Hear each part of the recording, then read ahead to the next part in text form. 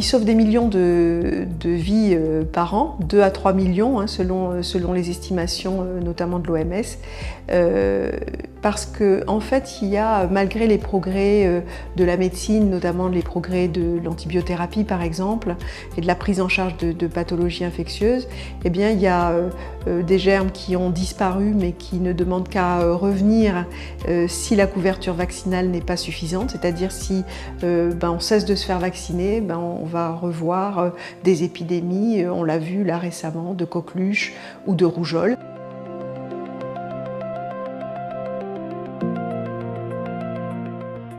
C'est important de protéger, par exemple, nos enfants, nos adolescents contre la méningite, à méningocoque, diphtérie, tétanos, coqueluche, polio, ça c'est des choses qui sont importantes chez le tout petit enfant.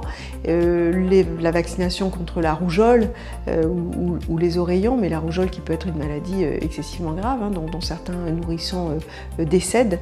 Il y a des vaccinations aussi essentielles pour des patients immunodéprimés, par exemple. Ils doivent être protégés parce qu'ils sont à risque de formes graves de certaines maladies, là encore des pneumopathies à pneumocoque ou la grippe, tout simplement.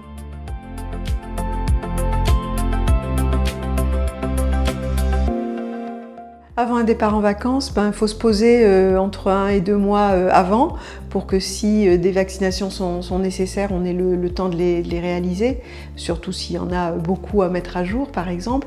L'idée c'est de prévenir un certain nombre de pathologies pour lesquelles on a un vaccin et qui sont plus fréquentes dans des pays tropicaux, dans des pays où l'hygiène est un petit peu plus précaire. Je pense par exemple à l'hépatite A qui est très répandue dans les pays où l'hygiène est défaillante. Avant un voyage, on peut se faire vacciner contre l'hépatite A ou contre l'encéphalite japonaise par exemple, si on doit fréquenter des zones rurales en Asie du Sud-Est.